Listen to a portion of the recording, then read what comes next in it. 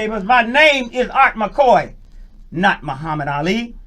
Listen, I hit harder than Tyson. And if you don't believe that, ask former Mayor Eric J. Brewer. I hit him so hard, he had to leave town in high-heel shoes and a miniskirt. I am the heavyweight champion of the world. I am the greatest. I am the greatest. I am the greatest. Listen, while I was in Vietnam, my brother, Muhammad Ali, said, I ain't going. They almost tried to kill me over there. I said, I wish I'd have been smart as Muhammad Ali. I am the greatest. I am the greatest. I am the greatest. No doubt about it. Take us out of here, Porter. As a matter of fact, Mr. Madison mutilated. I know, but that's not necessary to say. Listen. It's necessary. No. It's not to you. No, it's not. Mutilated. No. His daughter. Yeah, but we know the facts of the case, and we know the judgment of the judge at this point. We're talking about the rally tomorrow. We don't have to go back to the circumstances of what happened. No, because it doesn't matter. You weren't there. We're talking about the rally. We want people to be there. It's easy for you to sugarcoat because you weren't there. I'm not sugarcoating. Okay, it's not about sugarcoating, All right, but we don't need to say that. Leave me alone. I'm saying. You know what? It's record. I've been talking about this a long time. About him. Here's what happened with these agencies. You know too well, Miss Controversy. I do. Come on down and listen. Don't yell it. Don't yell. Listen. Politics is what's messing up at-risk youth programs. Politics. If you play the game right, Mayor Frank Jackson, we'll throw you a bone. If you don't play the game right, you ain't gonna get no bone. That's why the mayor and the city has a select small group of programs that they give all the money to. And endorse and support. And one of the biggest messes that I've ever seen is Mike Walker's Greater Safer Cleveland. Okay, say it again. We'll look it up. It's Mike Walker. That's the man's name. It's Initiative for a Safer Cleveland. That's Initiative for a Safer Cleveland. Something to that extent. But here's what's happening. Listen, I'm a simple guy, you understand, and I'm keeping it simple, all right? This guy, Mike Walker, has been getting money from the city for at least 20, 25 years. Every time there's a at-risk youth program grant come to the city, guess what they say? Let's get to Mike Walker. Okay. Let's get to Mike Walker. And over 20 years, maybe 25 years, the conditions have remained the same, but they continue to issue out this money to him. There's a few more that they issue the money out to it. So what this is saying is that they've really looked at it, and 400 of these agencies really aren't doing what they're supposed to do. If they were doing what they were supposed to do, our youth wouldn't be dying. They'd have some jobs. They would have more of an understanding. So listen, I'm very high on program PIP. You know what? That's why a lot of organizations, a lot of leaders of organizations that could call the Art McCoy University Radio Show, and I welcome them, they don't call. You know why? Because they want to mess with their grant money. No, because I'm gonna call them out. Right. I'm gonna tell the truth. I'm not sugarcoating nothing. Right. And there's cigar signs, there's cigarillo signs, there's black and mild signs. Those that were close to a school, this particular time, they all Shaw High School. The 3 gas stations now, Ahmed and them gladly supplied. Matter of fact, they came out there and helped us because they know they was wrong. You're not supposed to have these tobacco signs within 500 feet of a school. They all took them down. Every gas station we went to near a school, they gladly complied because they know we knew the law. But this one station, Five Point gas station, they refused to take them cigar signs down after we told them that, man, look, we represent the children. And when it comes to the children, you got to take them down. You know what they told us? They stuck their middle finger up. Yes, they did. And gave us some provocative words and say they don't care nothing about us or our children. That's what they said. That's what they said. And so what we had to do, we had to show them. Yes, we did. You understand? So we got our soldiers together, the Black Man Army, some are black on black. And we say, okay, you don't want to adhere to what we're saying and you don't care about our children. let's see what you care about economics. We'll hit you with an economic boycott. That's right. We brought all our troops out there, including some young people. Yes, indeed.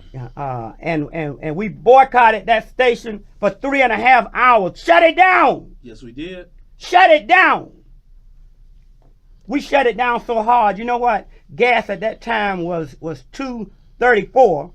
This gas station, they were so bent on beating us that they dropped their gas to $1.99.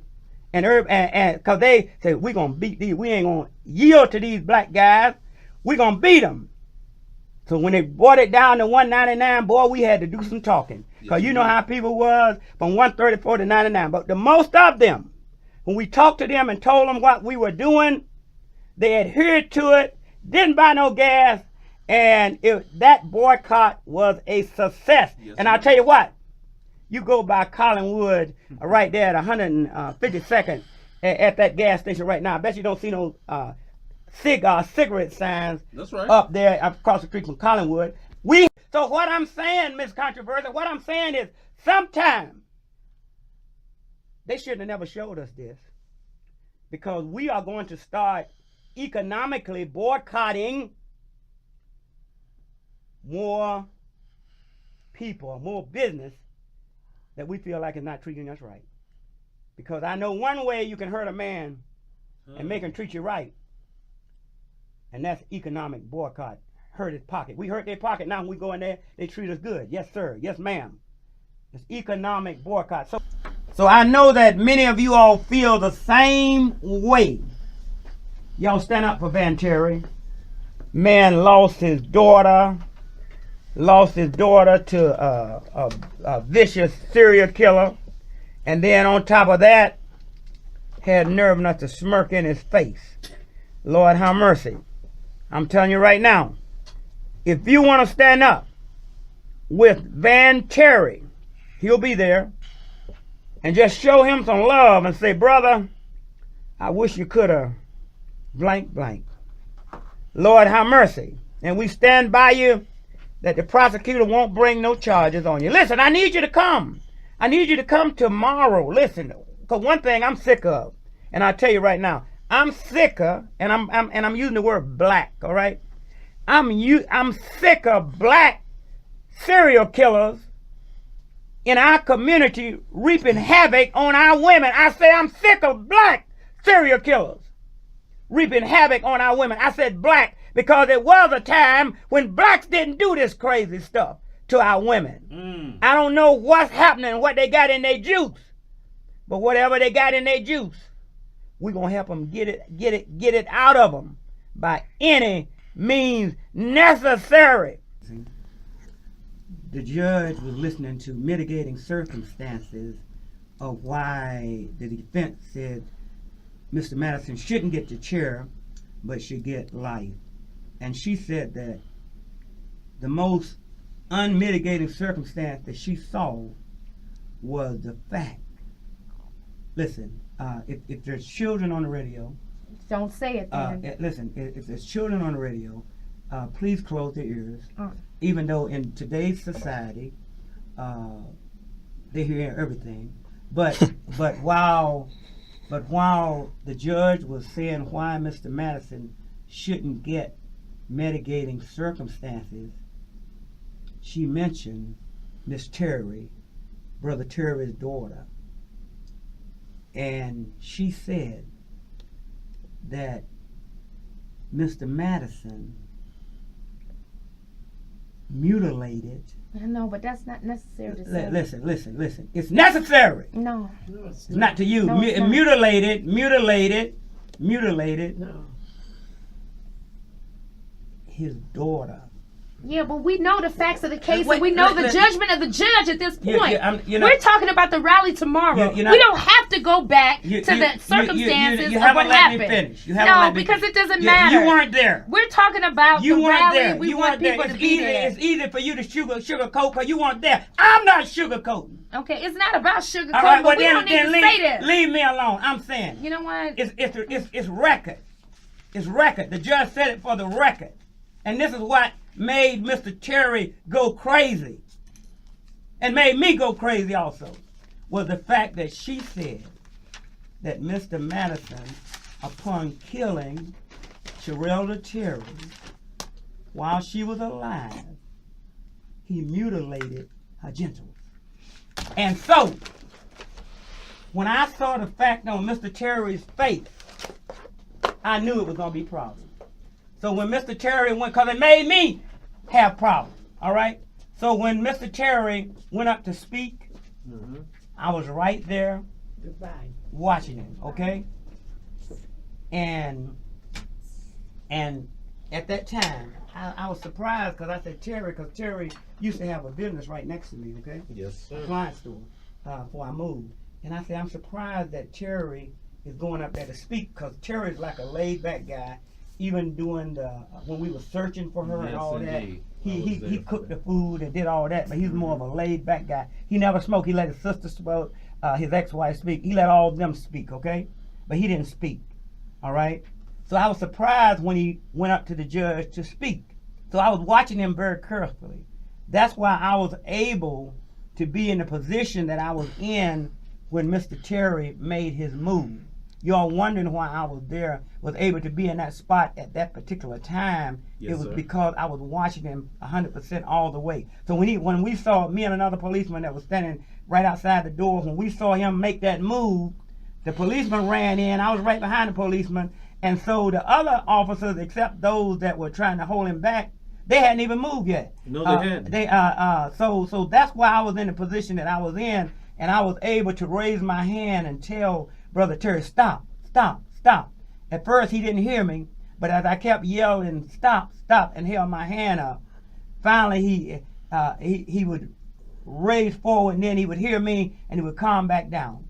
And so finally they got him out the courtroom, and I was right behind him. Now, the amazing thing about this, Brother Porter, is that if you all saw the video, and Yes, you sir. all saw the position that I was in, there's no way you would think that I didn't get beat up, Right. or beat down, or scratched, or something, right? Right. Brother Porter, it was amazing. God was in control, because I stood up there with my hands out, up, reaching, Yes, sir. and God told them police officer, don't you touch the hair on that man's head. Don't you touch him. And as I kept my hands up saying, Terry, stop, stop, because I didn't want him to misuse him. Right. You understand? God let me go through that whole situation without a scratch. That was God. That wasn't me in between all those angry policemen trying to do the work of God. And once I done the work of God, once I got outside, I was amazed. I said, I ain't got a scratch. That can only be God's work. No weapon formed against you shall prosper. So anyway, to tell the story before we get off the air. So Brother Terry, they got him out in the lobby, okay? Yes, sir. He was still blood was in his eyes, man. He was angry. All right? And so again, I was right there. I held my hand up. Terry, Terry, Terry, y'all heard it. I was talking real loud. Terry, Terry, Terry. And finally I said, Terry, do you hear me? And first he didn't say nothing. Then I kept hollering, and he said, yes, Art. I knew I had got to him then when he responded to me. Yes, Art. What do you want? I said, Terry, I'm with you, but you got to calm down. You did what you were supposed to do. And from that point on, the policeman took him in the room and calmed him further down. And I waited for him to come out of the room, maybe about 15, 20 minutes later. He came out of the room, and they said, we ain't going to do nothing to him. We're going to let him go home. The judge said he can't come back in the courtroom. He got to leave the building. So Brother Terry walked out on his own free will to the elevator with part of his family, went downstairs, and went on home. I stayed there for temporarily, but I had got the word that the judge said, don't let him back in there. Talking about me. I said to the officer who said, man, they should be giving you a medal of honor because you kept everything calm. I said, man, I don't worry about that. We did what we had to do. I don't have to go back in that courtroom. I don't have a scratch. Brother Terry is gone. So everything ended well. That's what happened. Now, I know Miss Controversy stormed out of the studio, and that's her prerogative. But when I heard what this son of a did to that girl while she was alive. Yes, sir. Hell no, I ain't got no sympathy for him. Sam, you do all the examinations you want. You do all the clinical studies you want. But you won't get it from me, Sam.